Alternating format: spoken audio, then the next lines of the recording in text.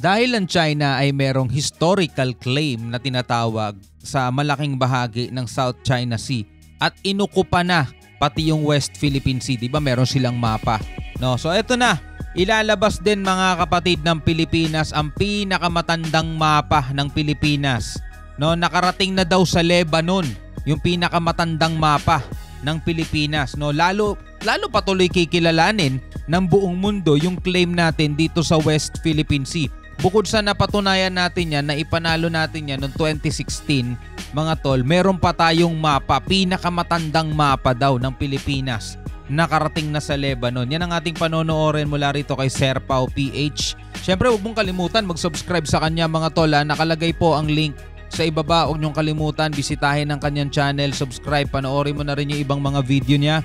At syempre, kung bago ka pa lamang dito, ngayon mo pa lamang ako nakita at ngayon ka pa lamang nakapanood dito at trip mo yung mga ganitong klaseng commentary, syempre huwag mo rin kalimutan mag-subscribe. Alright? So huwag na natin patagalin to. Total, wala na rin naman tayong hinihintay na. Panoorin na natin to mga tol. Sir Pao PH. Magandang araw sa inyong lahat mga kaalyado. May bagong kwento at kaalaman na naman akong ibabahagi sa inyo ngayong araw. Patungkol ito dun sa Murillo Velarde's map, ang pinakamatandang mapa ng Pilipinas simula pa ng panahon ng Kastila. Ito ang mapa na bukod tanging alas natin upang makounter ang 9-dash line ng China.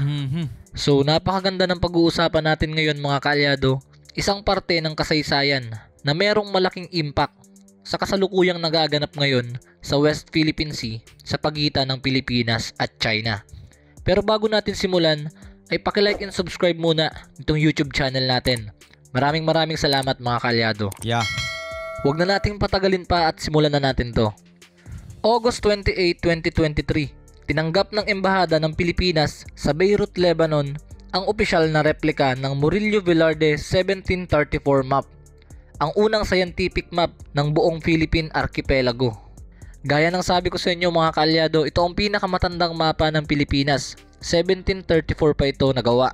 Samantalang ang 9-dash line ng China ay mula lang noong 1946. 17,000 pa, 1700s mga kapatid. Balikan nga natin kung anong taon eksakto. Nakalang yan o. Ito ang pinakamatandang mapa ng Pilipinas. 1734 pa ito nagawa. 1734 pa. No? Napakabata pa nung hindi pa nga lumalabas yung 9-dash line ng China eh. Kasi 1946 lang yun, 1946 nga ba? O 1944. Doon lang nila nilabas no 19. No, tayo 17 pa. Kitang-kita mo naman talaga walang laban dito ng China. Samantalang ang 9-dash line ng China ay mula lang noong 1946. 1946 Mismong lang. si Asian Institute of Journalism and Communication or AIJC at NOW or Now Corporation Chairman Mel Velarde ang nag-turnover ng replika ng mapa na tinuguri ang Mother of All Philippine Maps kay 3rd Secretary at Vice Consul Glyza Cuarteros noong August 11, 2023. Sa mga hindi nakakaalam, nakuha ni Mel Velarde ang sinaunang mapa mula sa Sotheby's auction sa London noong 2014 at kanya namang binigay bilang donasyon sa ating bansa sa Pilipinas noong 2017 sa pamamagitan ng Deed of Donation. At dahil sa donasyon na ito mga kaalyado, ay nasa pangangalaga na ng Philippine Embassy sa Beirut, Lebanon ang isa sa opisyal na replika ng sinaunang mapa na ginamit rin sa The Hague, Netherlands, kung saan inilaban ng namayapang former Foreign Affairs Secretary Albert Del Rosario at retired Senior Associate Justice Antonio Carpio panig ng Pilipinas laban sa maritime dispute sa China. Pinasalamatan ni Velarde sa turnover ceremony ang Philippine Embassy sa Lebanon dahil sa kanilang pagtanggap sa replika na balak nilang i-display sa showroom ng bagong chancery ng Philippine Embassy sa Beirut. Ito ay upang ipagdiwang ang ika-7 anibersaryo ng pagkapanalo ng Pilipinas sa Permanent Court of Arbitration sa ilalim ng United Nations Convention on the Law of the Sea or UNCLOS sa The Hague, Netherlands. 17 no, 17 pa.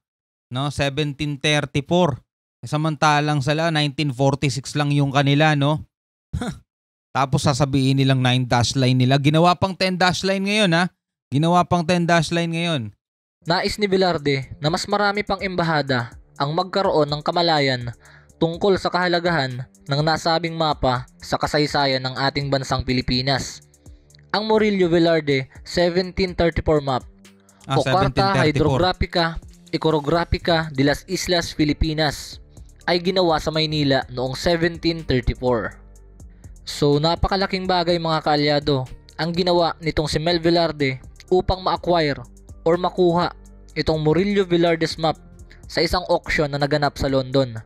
Dahil sa pagkakapanalo niya dito ay nagkaroon tayo ng matinding ebidensya na magpapatunay sa claim natin sa West Philippine Sea Panahon pa ng or mga magpapatunay Kastila to. na sa atin talaga ang West Philippine Sea.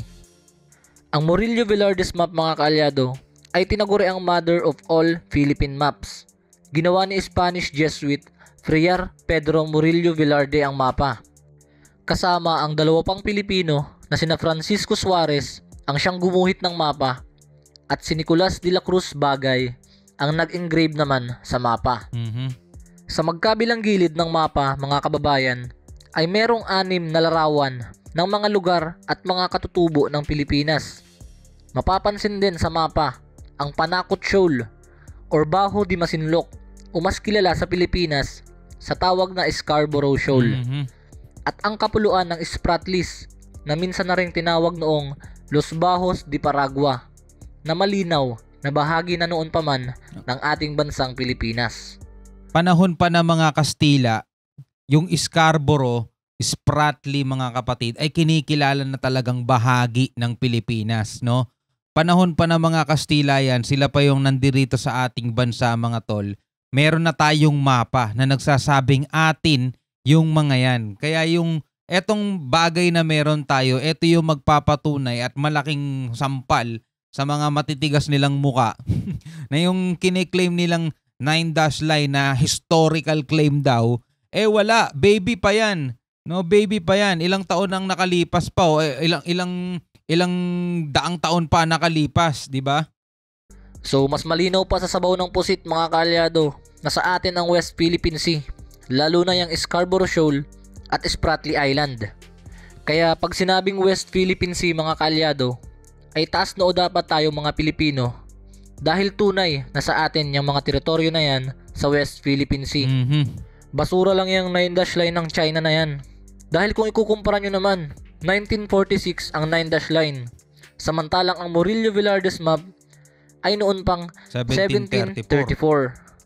So napakalinaw din na inimbento lang ng China ang 9 dash line para angkinin yung mga teritoryo natin sa West Philippine Sea na dapat ay para sa atin. At heto pa ang isa sa trivia mga kaalyado. Napag-alaman noon ni Supreme Court Senior Associate Justice Antonio Carpio na isa ang mapa sa 80 pamanang yaman na pagmamay-ari noon ng Duke of Northumberland Ralph George Algernon Percy at nakatakdang masali sa isang auction ng Sotheby's London noong November 4, 2014. So ganun pa lang nangyari mga kaalyado. Nalaman or natunugan pala ni Senior Associate Justice Antonio Carpio ang magaganap na auction sa Sotheby's London noong 2014. Kaya nang matunugan ito mga kaalyado ni Justice Antonio Carpio ay agad niyang inirekomenda kay Filipino technology, entrepreneur at educator na si Mel Velasco Velarde na magbid para sa mapa upang ma-display sa isang public museum sa Pilipinas. Kaya nang matanggap naman ni Mel Velarde yung rekomendasyon ni Associate Justice Secretary Antonio Carpio na magsali sa bidding, ay agad itong sumali dahil naniniwala itong si Velarde na karapat-dapat lang na mapunta sa Pilipinas ang orihinal na mapa. Kaya nung manalo nga siya ay agad niya itong ibinigay sa gobyerno ng Pilipinas bilang donasyon. Aba, So matindi ka. napakalaki ng adhikain nitong si Mel Velarde para sa bansa nating Pilipinas.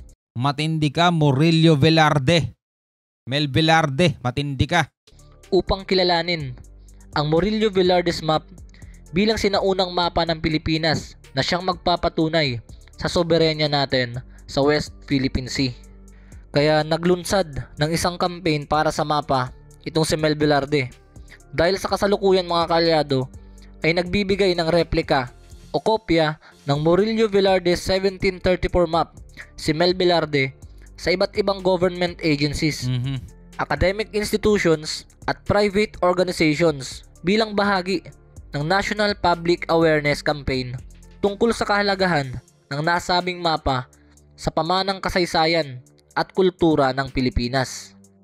Para sa akin mga kaalyado, bilang isang Pilipino ay proud ako sa nagawa nitong si Mel Velarde para mapatunayan sa buong mundo na sa atin ang West Philippine Sea dahil sa pagsakripisyo niya upang makuha itong Murillo Velarde's map sa tulong ni Senior Associate Justice Secretary Antonio Carpio. Biruin mo magkano kaya yung ano niya dyan, no? Magkano kaya yung pagkakabili niya? Kasi auction eh. Di ba marami diyang mga nagbibid, pataasan dyan eh. Kung sino yung pinakamataas, sa'yo mapupunta yon. So magkano kaya ang naibid niya yan? At pagkatapos ay dinonate niya sa Pilipinas, no? Napakalaking ano nito. Napakalaking tulong nito. Kasi ito yung kaisa-isang ebidensya na magpapatunay na 1734 pa lang meron ng mapa ang Pilipinas. Ito yung para pawalang bisa lalong-lalo na doon sa claim ng China, historical claim daw nila na 9-dash line na ipinamana daw sa kanila. O ayan na. Ayan na. Meron tayo 1734 pa. So tayo bilang mamamayang Pilipino ay suportahan lang natin yung ginagawa ng pamahalaan, ay malaking tulong na yon para sa ating bayan. Yeah. So hanggang dito na lang mga kaalyado. Kaya kung ikaw mayaman tas gagamitin mo yung yaman mo para suportahan lalong-lalo na yung bansang Pilipinas o yung bansa mo, talagang grabe ka, di ba? So anong masasabi ninyo mga tol dito sa video yung napanood natin? Kitang-kita naman di ba? Kaya dito sa mga video natin mga tol, lalo na pag-usaping West Philippine Sea, binibigyan talaga natin siya ng reaction video and commentary.